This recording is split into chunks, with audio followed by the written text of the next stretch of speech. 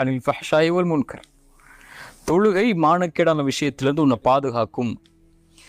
உன்னுடைய கவனம் தொழுகையின் பக்கம் திரும்பினா அல்லாவின் பக்கம் அல்லாவின் கவனம் உன் பக்கம் திரும்பும். அல்லாவின் கவனம் உன் பக்கம் திரும்பினா பாவங்களிலிருந்து பாதுகாப்பை இறைவன் கொடுப்பான். நீ பாவம் செய்யவே முடியாது, அந்த பாதுகாத்துருவான்.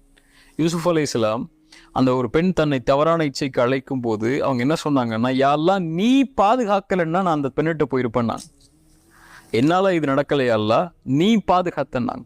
இப்போ அல்லாஹ்வுடைய அருள்களில் மிகப்பெரிய அருள் ஒரு பாவத்தை செய்ய விடாமல் அல்லாஹ் பாதுகாப்பது. அதுவும் இந்த மானக்கேடான செயல்களின் பக்கம் நெருங்க விடாமல் ஒருவரை பாதுகாப்பது அல்லாஹ்வுடைய அருள். இப்போ அந்த அருள் வேணுமா, போய் பள்ளியில் நெல்லு. இன்ன ஸலாத்த தன்ஹா அனில் ஃபஹ்ஷாய் வல் முன்கர். ரெண்டாவது அஸ்ஸஹ்பத்து ஸாலிஹா, நல்ல நட்பை ஆக்கிக் கொள்ளுதல்.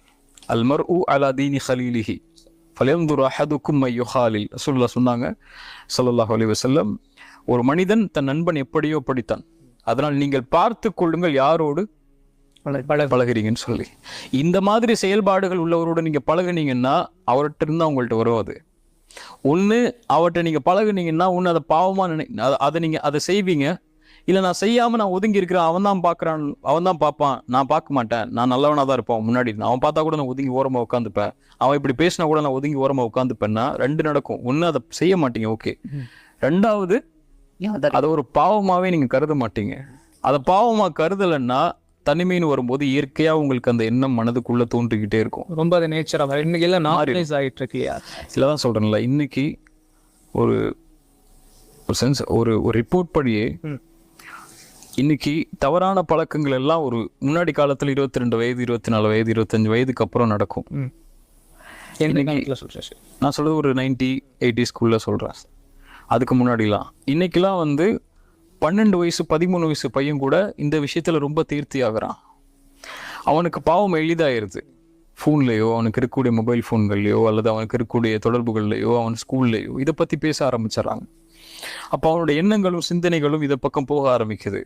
எப்போ ஒருவன் சிறிய வயதிலேயே இது தெரிந்து கொள்ள ஆரம்பிக்கிறானோ, இந்த எண்ணங்களுக்கு உட்பட ஆரம்பிக்கிறானோ, அவன் ஒரு 25 வயது வர்றதுக்கு முன்னாடியே பல விஷயங்களை இதில் பாவங்களில் கடத்தியிருப்பான். வெளிப்பட சொல்ல முடியாது என்ன பாவங்கள், அது விபச்சாரமாக கூட இருக்கலாம். விபச்சாரத்தில் மூழ்கி அவன் எழுந்து வந்துடுவான் 25 வயதுக்குள்ள. சிறிய வயதில் அவன் மனதுக்குள்ளே இது போயிடுச்சுன்னா.